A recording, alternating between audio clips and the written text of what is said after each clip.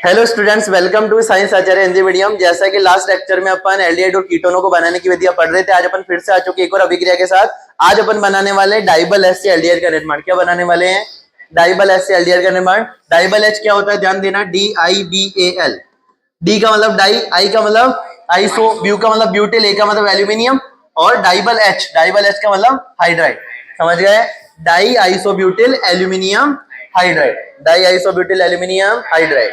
अब आइसोब्यूटेन क्या होता है देखो बता देता हूं। ये जो वाई बनाया इसमें यहाँ पे 4 कार्बन है, 1 2 3 4। 4 कार्बन को अपन क्या बोलते हैं? आइसोब्यूटेन। अरे वाई की स्ट्रक्चर है तो क्या बोलेंगे? आइसोब्यूटेन।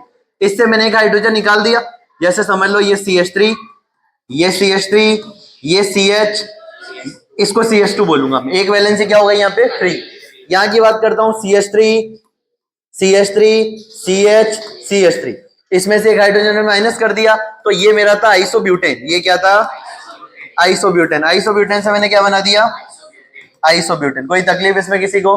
ठीक है। अब ये आइसोब्यूटिल कितने हैं? 2 है, तो ये die isobutyl. Die isobutyl aluminium, तो एल्यूमिनियम से कनेक्टेड है। अरे किससे कनेक्टेड है? एल्यूमिनियम से। तो die isobutyl, die iso aluminium और हाइड्राइड। मैंने देखो एक बात आप लोगों को काफी बार बता रखी है। जैसे 2 मॉलिक्यूल अपन ने डिस्कस किए थे, NaBH4 जिसका नाम था सोडियम बोरोहाइड्राइड, एक अपन ने डिस्कस किया था LiAlH4 जिसका नाम था लिथियम एल्यूमिनियम हाइड्राइड। तो हाइड्राइड कब बोलते हैं? जिस हाइड्रोजन पे नेगेटिव चार्ज होता है। अगर हाइड्रोजन पे नेगेटिव चार्ज हो तो उसको अपन क्या बुलाते हैं? हाइड्राइड। क्या बुलाते हैं? अगर हाइड्रोजन पे नेगेटिव चार्ज हो तो उसको अपन क्या बुलाते हैं? हाइड्राइड। और अपने को पता है नेगेटिव चार्ज क्यों है? क्योंकि यहाँ पे सोडियम मेटल है, यहाँ पे लिथियम एल्यूमिनियम मेटल है, और मेटल है तो मेटल के ऊपर पॉजिटिव चार्ज, तो उसके पास वाले पे नेगेटिव। तो याद रखना है हाइड्राइड मतलब कि हाइड्रोजन पे कौन सा चार्ज हो? नेगेटिव, तब अपन उसको हाइड्राइड बोलते हैं। कोई तकलीफ इसमें? कोई तकलीफ नहीं? ठीक है। तो यहाँ पे अगर मैं बात करूं तो इस डाई आइसोब्यूटिल एल्यूमिनियम हाइड्राइड में हाइड्रोजन पे कौन सा चार्ज होगा? नेगेटिव चार्ज, क्योंकि एल्यूमिनियम एक मेटल है। एल्यूमिनियम क्या है? मेटल। उसको इलेक्ट्रॉन देना पसंद है या लेना? मेटलों को इलेक्ट्रॉन देना पसंद है। मेटल्स को इलेक्ट्रॉन देना पसंद है तो इलेक्ट्रॉन देगी, तो मेटल पे पॉजिटिव और पास वाले पे नेगेटिव। कोई कंफ्यूजन? ठीक है। अब देखो बात करते हैं अपन, यहाँ पे अपन ने लिया एल्किल नाइट्राइड। लास्ट लेक्चर में भी मैंने आप लोगों को बताया था RC triple bond N। C triple bond N को बोलते हैं नाइट्राइल, R को अपन बोलते हैं एल्किल, तो बन गया एल्किल नाइट्राइल। क्या बन गया? Alkyl nitrile. एल्किल नाइट्राइल की अभिक्रिया पहले मैंने करवाई। अब देखो ये जो इतना बड़ा मॉलिक्यूल अपने को नजर आ रहा है ना, इसको शॉर्ट में कैसे लिखते हैं? ये ALH IBU का होल ट्वाइस, इसका मतलब क्या होता है? तो देखो IBU का मतलब है आइसोब्यूटिल, IBU का मतलब, और ये कितनी बार है? तो डाई आइसोब्यूटिल एल्यूमिनियम हाइड्राइड। समझ गए क्या? IBU का मतलब आइसोब्यूटिल। कितनी बार है? 2 बार, तो इसको अपन ने बोल दिया डाई आइसोब्यूटिल और एल्यूमिनियम हाइड्राइड। कोई कंफ्यूजन किसी को? किसी प्रकार का? चले आगे। अरे चले आगे। ठीक है। तो ये RC ट्रिपल बॉन्ड है अपना एल्किल नाइट्राइल, इसकी अभिक्रिया अपन करवा रहे हैं डाई आइसोब्यूटिल एल्यूमिनियम हाइड्राइड के साथ में। सेकंड स्टेप में अपन H2O, और यहाँ पे ये पूरा जो कंपाउंड है ना, ये यहाँ पे क्या करने वाला है? अपचेन। क्या करने वाला है? अपचेन। और अपचेन से क्या बनाएगा? एल्डिहाइड। क्या बनाएगा? RC डबल बॉन्ड H को अपन क्या बोलते हैं? एल्डिहाइड। क्या बोलते हैं? एल्डिहाइड। किसी को कोई तकलीफ? ठीक है। अब यहाँ पे देखो अपने पास अपन ने लिया है, इसमें RC ट्रिपल बॉन्ड N से भी एल्डिहाइड बन रहा है, तो पहले RC ट्रिपल बॉन्ड N ले लेते हैं। तो देखो RC ट्रिपल बॉन्ड N की जब अपन अभिक्रिया करवाएंगे, ध्यान देना, RC ट्रिपल बॉन्ड की जब अपन अभिक्रिया करवाएंगे, किससे करवा रहे हैं? Diisobutyl aluminium hydride, diisobutyl aluminium hydride. तो देखो ये जो पूरी स्पीसीज है ये क्या देगी? H-, हाइड्राइड मतलब H-। कार्बन नाइट्रोजन की विद्युत ऋणात्मकता में अंतर। कार्बन पे आंशिक धनावेश, नाइट्रोजन पे आंशिक। हाइड्रोजन का अटैक करेगा इस कार्बन पे, तो देखो स्ट्रक्चर क्या बनेगी? RC, एक बॉन्ड टूट गया, RC डबल बॉन्ड N। इस कार्बन के नीचे तो आ गया हाइड्रोजन, क्योंकि आंशिक धनावेश था तो ये हाइड्राइड आया, तो C के नीचे H कनेक्ट हो गया। इस नाइट्रोजन पे क्या था? नेगेटिव। यहाँ पे कौन आ जाएगा? जो पीछे स्ट्रक्चर बती है, diisobutyl aluminium. Diisobutyl aluminium. तो देखो डाई आइसोब्यूटिल एल्यूमिनियम क्या होगा? ये एल्यूमिनियम और ये अपना कौन सा? Die isobutyl. कोई प्रॉब्लम इसमें? अब अपन इसका क्या करवाने वाले? जल अपघटन। डबल बॉन्ड है, मैंने कहा था जल अपघटन जो होता है वो पोलर बॉन्ड पे वर्क करता है, ध्रुवीय बंध पे काम करता है, और ध्रुवीय बंध वो होता है जहां पे विद्युत ऋणात्मकता में क्या होता है? अंतर। कार्बन नाइट्रोजन की विद्युत ऋणात्मकता में अंतर। कार्बन पे आंशिक धनावेश, नाइट्रोजन पे तो वैसे ऋणावेश और आंशिक ऋणावेश आएगा। अब अपने को पता है 2 बॉन्ड तोड़ेंगे तो कितने जल के अणु चाहिए?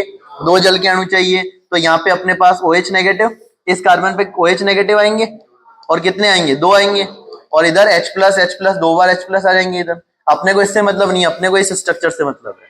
तो यहाँ पे R C single bond H, इस कार्बन पे कितने OH, कितने OH, दो H, यहाँ से H2O क्या होगा, निकलेगा, क्या बनेगा, RC डबल बॉन्ड OH, बन गया एल्डिहाइड।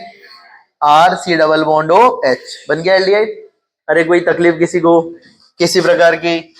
इधर देखो क्या करना है, यहाँ पे सुनते जाना, सुनते जाओ। यहाँ पे RC ट्रिपल बॉन्ड है, आंशिक धनावेश आंशिक ऋणावेश। सबसे पहले अपन ने वही इसकी अभिक्रिया करवाई डाई आइसोब्यूटिल एल्यूमिनियम हाइड्राइड से। इसने क्या दिया, ये देता है H-, क्या देता है, H-। तो यहाँ से H- आएगा तो कार्बन के नीचे, और N- के पास ये पूरा डाई आइसोब्यूटिल एल्यूमिनियम कनेक्ट हो गया। फिर इसका अपन क्या करवा देंगे, जल अपघटन, और कार्बन पे आंशिक धनावेश है, नाइट्रोजन पे आंशिक ऋणावेश। तो इस आंशिक धनावेश पे OH- आएंगे, और एक कार्बन पे दो H स्थायी नहीं होते हैं। यहाँ से H2 निकल जाएगा और अपने पास बन जाएगा एल्डिहाइड। कोई कंफ्यूजन? इसका मतलब क्या मैं ऐसे कह सकता हूं, देखो इस मॉलिक्यूल की बात करता हूं, R ग्रुप तो R की जगह ही है, R ग्रुप तो R की जगह ही है। कार्बन है तो देखो यहाँ पे कार्बन से क्या बन गया, एल्डिहाइड, क्या बन गया, एल्डिहाइड। तो यहाँ पे हाइड्रोजन जुड़ गया, इसका मतलब यहाँ पे कौन सी प्रोसेस हुई है, अपचयन की प्रक्रिया यहाँ पे अपने को देखने को मिली है। कोई कंफ्यूजन? अब अपने को ये स्ट्रक्चर क्या दे रखी है, इसको पहचानते हो कौन नहीं है, जल्दी बताओ कौन नहीं है। इसको क्या बुलाते हैं, एस्टर। अरे एस्टर बोलते हैं ना, RC डबल बॉन्ड OR को अपन क्या बोलते हैं, एस्टर बोलते हैं। अब यहाँ पे एस्टर में अपने ने दोनों तरफ R ग्रुप क्या ले रखा है, C2H5 C double bond OC2H5। क्या अपने को एक बात पता है, इस पूरे ग्रुप को अपन G बोलते थे किसी जमाने में? अरे वो जमाना 3-4 दिन ही पुराना है, ज्यादा भी नहीं है। याद है या भूल गए? याद है, जैसे अपन, अरे याद है, वापस याद दिलाऊं? याद है, दिलाने की तो जरूरत नहीं है याद, क्या वापस याद दिलाऊं?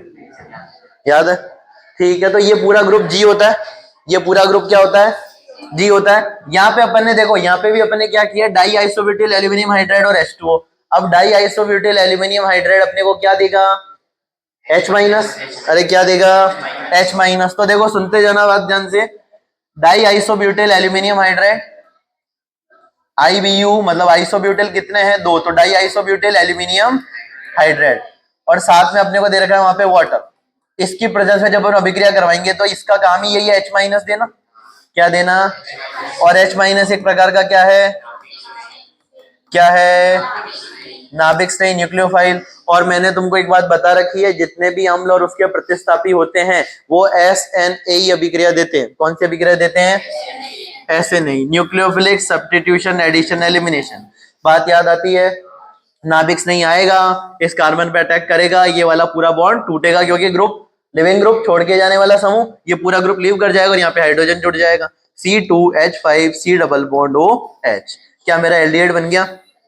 अरे एल्डिहाइड बन गया ना।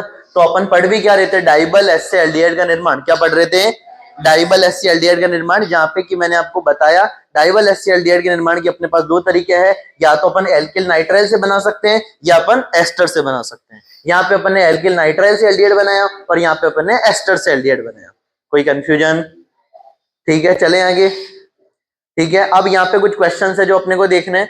देखो question PYQs previous year question यहाँ पे है अपने पास, CH3 C triple bond CH, CH3 C triple bond CH। अब इस की अपन ने अभिक्रिया करवाई है यहाँ पे Hg+2 और साथ में H2SO4। क्या ये अभिक्रिया अपन ने पीछे 1-2 लेक्चर में कहीं डिस्कस की थी? तो जवाब आएगा हाँ सर की थी। इसको अपन इसकी उपस्थिति में क्या करवाते हैं, मार्कोनिकॉफ का नियम। अरे याद है क्या, यहाँ पे अपन जो जल जोड़ेंगे वो किसके नियम के अनुसार जोड़ेंगे, मार्कोनिकॉफ नियम के अनुसार, या जल अपघटन जो करेंगे वो मार्कोनिकॉफ नियम के अनुसार करने वाले हैं यहाँ पे अपन जल अपघटन। यहाँ पे नोटिस करना आप, क्या मेरे पास सम्मित एल्काइन है या असम्मित एल्काइन है? कौन सी एल्काइन है, असम्मित एल्काइन। यहाँ पे ट्रिपल बॉन्ड के इधर कितने कार्बन और इधर कितना, एक, तो इसको अपन क्या बोलेंगे, असम्मित एल्काइन। क्या बोलेंगे, असम्मित एल्काइन। कोई कंफ्यूजन? अब अपन ने मार्कोनिकॉफ का नियम पढ़ा था, मार्कोनिकॉफ कहता है कि H+ वहां जाता है जहां पे हाइड्रोजन की संख्या ज्यादा होती है। तो पहले मैंने एक बॉन्ड तोड़ा, एक बॉन्ड तोड़ने पे ट्रिपल क्या बन गया, डबल बन गया, ट्रिपल क्या बन गया, यहाँ पे कितने हाइड्रोजन, यहाँ पे कितने हाइड्रोजन, 0। तो हाइड्रोजन कहाँ आ गया, इस कार्बन के पास आ गया और पास वाले पे OH आ गया। कोई कंफ्यूजन? फिर से एक और बॉन्ड तोड़ दे, अरे फिर से एक और बॉन्ड तोड़ दे, ठीक है। अपन ने जब एक और बॉन्ड ब्रेक किया तो वापस से हाइड्रोजन कहाँ जाएगा, जब हाइड्रोजन की संख्या, तो यहाँ पे फिर से क्या आ गया, हाइड्रोजन, यहाँ पे फिर से क्या आ गया, OH। एक कार्बन पे 2 OH स्टेबल नहीं है तो क्या बन गया, CH3, C double bond O CH3। कोई कंफ्यूजन किसी को, किसी प्रकार का? क्या मैंने असममित एल्काइन से यहाँ पर कीटोन का निर्माण कर दिया? ठीक है, कौन सा कीटोन बना, 3 कार्बन वाला, प्रोपेनॉन, और कॉमन नेम एसीटोन। ये अभिक्रिया अपन ने देखी थी। तो बस अपने को ये ध्यान रखना है, अपने को ये ध्यान रखना है कि अगर मैं HgSO4, अगर मैं HgSO4 या H2SO4 लूंगा, यहाँ पे HgSO4 +2 है यहाँ पे, अरे Hg पे कौन सा चार्ज है, +2। इसके साथ अपन ने ऐसे पढ़ा था ना HgSO4। अब HgSO4 को जब तोड़ेंगे तो Hg के ऊपर कौन सा चार्ज आएगा, +2 ही तो आएगा, जिसको अपन मर्क्यूरस बोलते हैं या mercuric, mercuric, mercuric, Hg+2 mercuric, Hg+1 mercurous. पर वो जो Hg+1 होता है ना, वो इस फॉर्म में एग्जिस्ट करता है, Hg2+2 के फॉर्म में, Hg2+2। अरे 2 मर्क्यूरी पे +2 तो 1 मर्क्यूरी पे +1, तो इसको अपन मर्क्यूरस बोलते हैं। और Hg+2 को क्या बोलते हैं, मर्क्यूरिक। तो वो मर्क्यूरिक सल्फेट है ना। अब ये वाली रिएक्शन देखो, मेरा सवाल सिर्फ इतना सा है तुम लोगों से, क्या इसका कोई मेरे को नेम बता सकता है कि कौन सी नेम रिएक्शन है? अगर पीछे का पढ़ के आए हो तो जल्दी से बता दो कि इस अभिक्रिया का क्या नाम है, या इस अभिक्रिया को अपन किस नेम रिएक्शन से बुलाते हैं। CrO2 Cl2 और साथ में क्या दे रखा है अपने को, H3O+, जलयोजन कर, जल अपघटन कर रहे हैं, अम्लीय जल अपघटन, और साथ में CrO2 Cl2 chromyl chloride. Very good. क्या कौन सी अभिक्रिया है, एटार्ड अभिक्रिया। पढ़ा था ना अपन ने जब अपन, तब देखो यहाँ पे हाइड्रोकार्बन वाला पार्ट किस में कन्वर्ट हो गया, CHO में। इस अभिक्रिया को अपन किस नाम से बुलाते हैं, एटार्ड अभिक्रिया के नाम से बुलाते हैं। कोई कंफ्यूजन? ठीक है, आगे देखना, अपन ने टोल्यूइन ले लिया। एक क्वेश्चन है यहाँ पे, ये क्वेश्चन अपन डिस्कस कर रहे हैं। टोल्यूइन की अभिक्रिया अपन ने सबसे पहले किससे करवाई, chlorine in the presence of HNu, मतलब सनलाइट। जब अपन क्लोरीन सनलाइट की प्रेजेंस में करवाएंगे तो यहाँ पे जो 3 हाइड्रोजन है ना, उसमें से 2 हाइड्रोजन हटा के मैंने क्या जोड़ दिए, 2 क्लोरीन जोड़ दिए। 2 हाइड्रोजन की जगह 2 क्लोरीन ऐड कर दिए यहाँ पे, क्योंकि सनलाइट की प्रेजेंस में क्लोरीनेशन होता है, क्लोरीनीकरण। अपन ने ये अभिक्रिया पढ़ी थी हेलो एल्केन और हेलो एरिन में। तो 2 हाइड्रोजन की जगह क्या लग गए, 2 क्लोरीन। इसकी अभिक्रिया मैंने करवा दी वाटर से। अब वाटर से जब हम अभिक्रिया करवाते हैं तो होता क्या है, इन दोनों क्लोरीन की जगह क्या लगा देंगे अपन, 2 OH ग्रुप। क्या लगा देंगे, OH ग्रुप। क्या लगाएंगे, 2 OH ग्रुप। ठीक है, अब 2 OH ग्रुप जब अपन लगाएंगे तो यहाँ पे अपन देखेंगे एक कार्बन पे 2 OH स्थायी नहीं है, एक कार्बन पे 2 OH ग्रुप स्थायी नहीं है, और 2 OH ग्रुप स्थायी नहीं है तो अपन ने पढ़ ही रखा है, जब भी एक कार्बन पे 2 OH ग्रुप होते हैं तो अपने अंदर से क्या निकाल देते हैं, H2, और क्या बना देते हैं, एल्डिहाइड। C डबल बॉन्ड बन गया ना। तो अपन ने टोल्यूइन से क्या बना दिया, बेंजल्डिहाइड। यस, इधर देखना, ये क्वेश्चन अपन ऐसे देखते हैं कि अगर मान लो सवाल आए टोल्यूइन से बेंजल्डिहाइड अपन कैसे बना सकते हैं। तो टोल्यूइन से बेंजल्डिहाइड बनाने के लिए अपने को पहले अभिक्रिया करवानी होती है chlorine in the presence of sunlight. तो अपन 2 हाइड्रोजन की जगह 2 क्लोरीन, उसके बाद अपन इसकी अभिक्रिया किससे करवा देते हैं, वाटर से। तो 2 क्लोरीन की जगह लग जाते हैं 2 H ग्रुप, और एक कार्बन में 2 H ग्रुप स्थायी नहीं होते हैं, वाटर का रिमूवल होता है और बन जाता है यहाँ पे अपना बेंजल्डिहाइड। इसका IUPAC नेम होता है बेंजीन कार्बेल्डिहाइड। क्या नेम होता है, बेंजीन कार्बेल्डिहाइड। हाँ तो बच्चों, जैसा कि अपन इस एल्डिहाइड कीटोन कार्बोक्सिलिक एसिड के चैप्टर में बहुत सारी अभिक्रिया अपन पढ़ चुके हैं। यहाँ पे अपन ने कौन कौन सी नेम रिएक्शन पढ़ी, अपन ने रोजनवुड अपचयन पढ़ा, अपन ने इटार्ड अभिक्रिया पढ़ी, अपन ने अगर मैं बात करूं स्टीफन अभिक्रिया पढ़ी। ठीक है ना। अपन ने अभी तक यहाँ पे क्या क्या डिस्कस कर रखा है, एल्डिहाइड तथा कीटोन के निर्माण की विधियां अथवा विडचन की विधियां। तो इस लेक्चर में मैं आपको ये बताने वाला हूं कि अपन ने अभी तक क्या क्या पढ़ लिया है। अपन ने सबसे पहले कॉमन नेम पढ़ा, फिर अपन ने IUPAC नामकरण पढ़ा, उसके बाद अपन ने एल्डिहाइड तथा कीटोन को बनाने की विधियां अथवा निर्माण की विधियां पढ़ी, जहां पे मैंने एक बार आपको एल्डिहाइड कीटोन दोनों के निर्माण की विधियां बताई, फिर मैंने एल्डिहाइड को बनाने की विधियां बताई, फिर मैंने कीटोन को बनाने की विधियां बताई थी आपको। इसमें कुछ नेम रिएक्शन जो अपन ने डिस्कस की वो रोजनवुड अपचयन, स्टीफन अभिक्रिया, इटार्ड अभिक्रिया, ये सारी गाटरमान कोच रिएक्शन वो अपन ने पढ़ा था। ठीक है। अब यहाँ पे जो अपना नेक्स्ट टॉपिक है वो जो अपन ले रहे हैं वो है भौतिक गुणधर्म। भौतिक गुणधर्म, फिजिकल प्रॉपर्टीज। फिजिकल प्रॉपर्टीज के बाद अपन पढ़ेंगे एल्डिहाइड, कीटोन, कार्बोक्सिलिक अम्ल की केमिकल प्रॉपर्टीज, रासायनिक अभिक्रिया।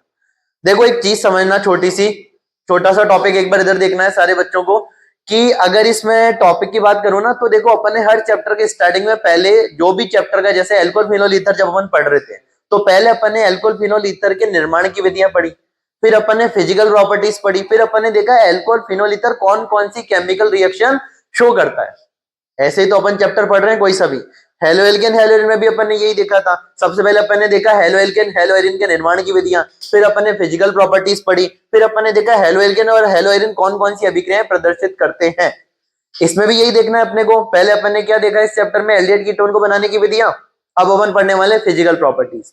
तो जैसा कि आप लोगों को पता है कि किसी भी कंपाउंड की दो तरह की प्रॉपर्टीज होती है, एक होते हैं भौतिक गुणधर्म और एक होते हैं रासायनिक गुणधर्म। भौतिक गुणधर्म में आप लोगों को पता है क्या क्या चीजें अपन पढ़ते हैं, क्वथनांक हो गया, गलनांक हो गई, विलेयता हो गई, है ना। भौतिक गुणधर्म में क्या क्या आता है, क्वथनांक, गलनांक, विलेयता। देखो अगर कोई सिंपल सा क्वेश्चन बनाना हो तो वो ऐसे भी बना सकता है कि निम्नलिखित में से कौन से भौतिक गुणधर्म है, तो गलनांक एक प्रकार का भौतिक गुणधर्म है, क्वथनांक एक प्रकार का भौतिक गुणधर्म है, विलेयता एक प्रकार की भौतिक गुणधर्म है। रासायनिक गुणधर्म क्या होते हैं फिर, रासायनिक गुणधर्म वो गुणधर्म है जिसमें अपन देखते हैं कि कोई सा भी कंपाउंड किस प्रकार की रासायनिक अभिक्रियाएं प्रदर्शित करता है। अरे जैसे अपन ने बहुत सारी अभिक्रियाओं के प्रकार पढ़ रखे हैं, अपन ने इलेक्ट्रॉन स्नेह प्रतिस्थापन अभिक्रिया पढ़ी, अपन ने नाभिक स्नेह प्रतिस्थापन अभिक्रिया पढ़ी, अपन ने इलेक्ट्रॉन स्नेह योगात्मक अभिक्रिया पढ़ी। अपन इस चैप्टर में एल्डिहाइड और कीटोन के नाभिक स्नेह योगात्मक अभिक्रियाओं के बारे में आगे लेक्चर में डिस्कस करने वाले हैं, ठीक है। और अगर मैं बात करूं तो आप लोगों को पता है कि जैसे फॉर एग्जांपल कोई सा भी कंपाउंड हो तो सबकी फिजिकल और केमिकल प्रॉपर्टीज डिफरेंट होती है।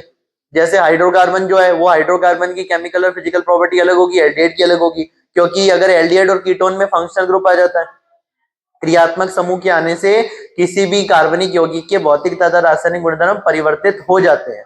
क्या किसी को क्रियात्मक समूह की परिभाषा याद है? क्रियात्मक समूह क्या होता है?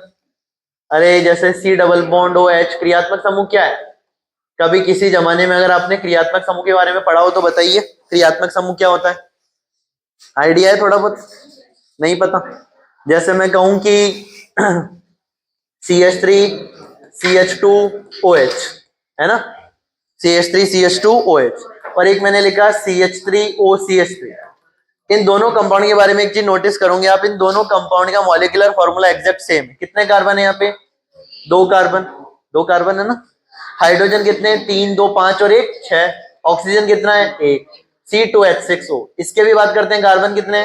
2, हाइड्रोजन कितने? 6, ऑक्सीजन कितना है? 1। दोनों के मॉलिक्यूलर फॉर्मूले क्या एग्जैक्ट सेम है, पर स्ट्रक्चर दोनों की क्या है? अलग अलग है। इसमें क्रियात्मक समूह कौन है? एल्कोहल। इसमें क्रियात्मक समूह कौन है? ईथर। इसका मतलब ये दोनों कंपाउंड जो है इनकी फिजिकल और केमिकल प्रॉपर्टीज भी क्या होगी? अलग अलग होगी, है ना। इन दोनों की फिजिकल और केमिकल प्रॉपर्टीज भी अलग अलग होगी। अपन थे क्रियात्मक समूह पे। क्रियात्मक समूह क्या होते हैं सुनते जाना, परमाणुओं के ऐसे समूह। क्रियात्मक समूह की परिभाषा बता रहा हूं, सुनते जाना है सारे बच्चों को। परमाणुओं के ऐसे समूह जो किसी कार्बनिक यौगिक के भौतिक तथा रासायनिक गुणधर्मों को निर्धारित करते हैं, क्या कहलाते हैं? क्रियात्मक समूह। क्रियात्मक समूह परमाणुओं के ऐसे समूह हैं, परमाणुओं के ऐसे समूह हैं जो किसी कार्बनिक यौगिक के भौतिक तथा रासायनिक गुणधर्मों को निर्धारित करते हैं। क्रियात्मक समूह के चेंज हो जाने से किसी भी कार्बनिक यौगिक के भौतिक तथा रासायनिक गुणधर्म भी परिवर्तित हो सकते हैं। अपन आने वाले इस चैप्टर के अंदर जो टॉपिक डिस्कस करेंगे नेक्स्ट लेक्चर में वो रहेगा अपना एल्डिहाइड एवं कीटोनों के भौतिक गुणधर्म, जहां पे अपन बॉइलिंग पॉइंट, मेनली अपन क्वथनांक की बात करेंगे कि क्वथनांक एल्डिहाइड तथा कीटोन के क्वथनांक हाइड्रोकार्बन, ईथर, एल्कोहल, इन सबसे किस प्रकार अलग हो सकते हैं, ज्यादा होते हैं, कम होते हैं, सारी बातें अपन आने वाले इस लेक्चर में करने वाले हैं। एक बात और जो मैं आप लोगों को बताने वाला हूँ कि इसी YouTube चैनल पे आपको विलियन चैप्टर का मैंने रिकॉर्ड कर लिया है लेक्चर, जिसमें मैंने आपको इंपॉर्टेंट क्वेश्चंस के बारे में बताऊंगा। तो वो वीडियो आपको 1-2 दिन में देखने को मिलेगा, तो सारे बच्चों को इस वीडियो को जाके देखना है। वहां पे मैंने इंपॉर्टेंट क्वेश्चन ऐसे समझ लो 35-40 के आसपास क्वेश्चन है। अगर आप वो 35 से 40 क्वेश्चन करते हो तो आप बोर्ड में बहुत अच्छे मार्क्स ला सकते हो। 10 चैप्टर के अपने पास 10 वीडियो लेक्चर वहां पे आने वाले हैं, जहां पे मैं हर वीडियो में आपको ये बताऊंगा कि उसमें कौन कौन से इंपॉर्टेंट क्वेश्चंस है जो कि अपन पढ़ेंगे, ठीक है। तो सारे बच्चों को 1-2 दिन में आपके पास नोटिफिकेशन आ जाएगी, हो सकता है कल ही आ जाए। या हो सकता है मंडे तक आए, तो आपको इंपॉर्टेंट क्वेश्चंस के बारे में सारी नॉलेज वहां पे मिल जाएगी। उस पीडीएफ को आपको किस प्रकार से पढ़ना है, उसमें मैंने बहुत सारे क्वेश्चन डिस्कस करे हैं, इंपॉर्टेंट टॉपिक्स भी बता दिए हैं। जैसे बहुत सारे बच्चे ऐसे होंगे जिन्होंने विलियन मेरे से नहीं पढ़ा है, तो अगर उनको विलियन में क्या क्या पढ़ना है ये बता रहा हूं मैं, कौन कौन से क्वेश्चन करने हैं, किस किस टाइप के आपके आरबीएससी बोर्ड में क्वेश्चन फ्रेम होते हैं। तो जो बच्चे ये सोच रहे हैं कि सर अब हम क्या करें, लास्ट मोमेंट है, अब क्या ही हो सकता है, तो उस वीडियो लेक्चर में आपको पता चल जाएगा कि आप लास्ट मोमेंट पे क्या कर सकते हो। किसी भी चैप्टर के 30, 35, 40 सवाल ज्यादा नहीं होते हैं। 30, 35 सवाल अपन बहुत ही आसानी से कर सकते हैं, और वो मेरे द्वारा अलग अलग सोर्सेस से बनाए गए मोस्ट इंपॉर्टेंट क्वेश्चन है, उसको आप देखना, पढ़ना।